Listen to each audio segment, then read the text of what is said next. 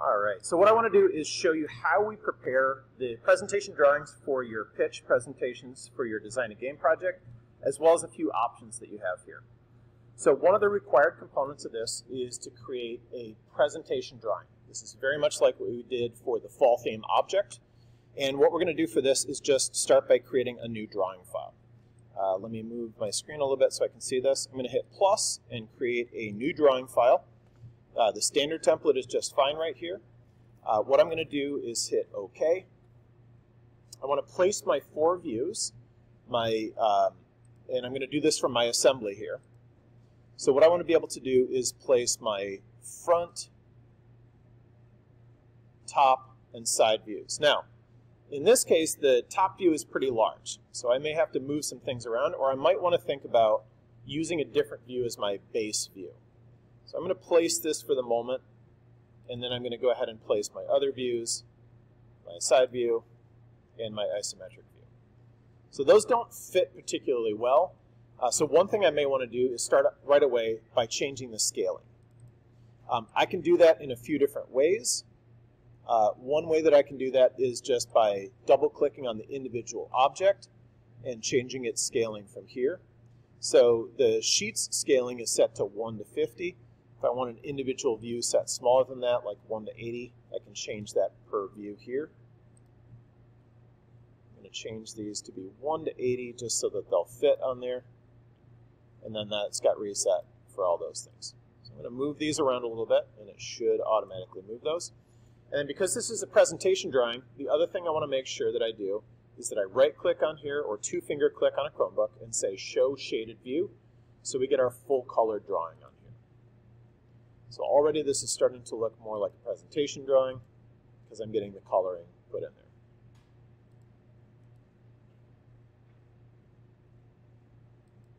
So remember that a presentation drawing does not include dimensions or measurements. It's just intended to show you the overview of what the project looks like, and I think this does a pretty good job of this.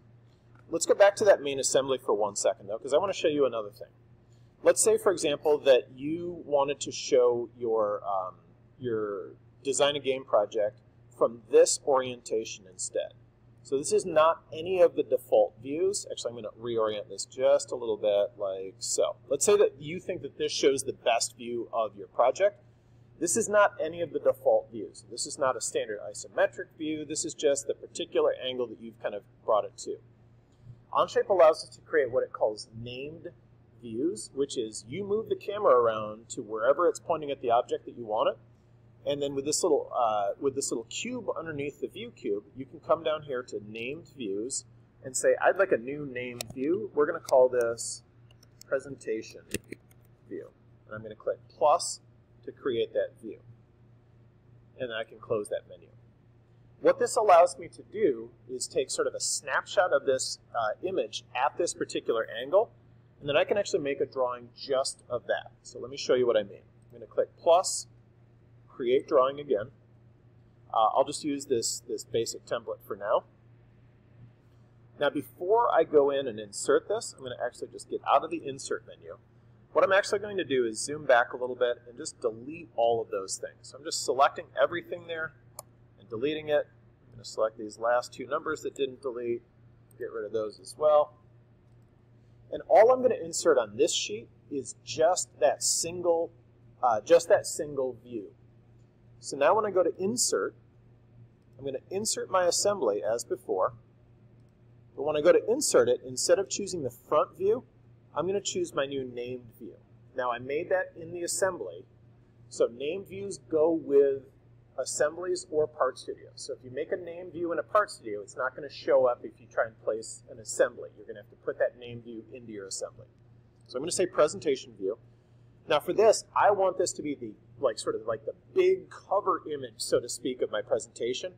I want this one to be as big as possible. I want it to fill the screen. So I'm going to change the scaling to something that I think works to fill the screen nicely.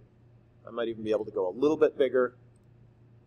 That's a little too big. Maybe I'll just type in a custom one. Looks like 1 to 28 is probably, ooh, look at that. That's just about perfect. And I'm going to place just that view, and I'm going to finally turn it into shaded view So I get a really nice crisp view of what that looks like. So this would be a great thing to include in your pitch presentation because it shows a really nice overview of what the whole thing looks like. Okay, so far we've done two things. We've done our presentation drawing, and we've done just this individual one. I want to show you one more thing, which is creating a screenshot from or a screen recording from your assembly. So I have a Chrome extension installed called Chrome Capture. If you're able to install this, it's a really quick and easy way to just make an animated GIF from a particular thing. So let's say that I want to go in here and I want this feature to animate. So I'm going to right click on that mate and say animate. You notice how I kind of moved my control panel for the animate over some. Let's say that we want this looping. Maybe we want to increase the speed some, so we'll reduce the number of steps. Let's hit play and see how that looks. Looks like it's about at the right speed. Looks like it's where I want it to be, so that's all good. Now, since I already have Chrome Capture installed, I'm going to click on my extensions and go to Chrome Capture. And it gives me some nice options here. I'm going to say selected area. I'm just going to drag a box around here. And when I feel like I'm ready to start recording this, I'm just going to hit the camera button here. That's probably fine right there. It's just a couple seconds. You can play with the speed. You can get it to loop more smoothly if you kind of dial in exactly how long the thing is, because it's looping a little bit weird, so there's a little bit of a glitch there. But I could go in and I believe I can go in and dial that in terms of which ones get included in there. I think you can delete some frames, for example. So if this all looks good, if I like the way that this animated GIF is turning out, what I can do in Chrome Capture, oops, let me get out of here, is I can just come up to the top left corner and click Save. I want to save this recording as a gift. Oh, hold on, it's telling me I've got selected frames. I want to actually select all of these. And I'm trying to remember how I do that in Chrome Capture. We want to do unselect all.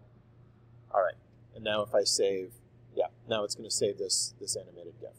I can tell it what to call it, so I'm going to call this animated golf course, and then I can click Save. And what's nice about making this a GIF is that I can drop this directly into a Google Slide presentation as an image, and it will automatically just start animating just like this one is doing right here on the screen. Okay, so those are three things that you can make for the presentation, for your pitch presentation. The one that you have to make is a presentation drawing like this.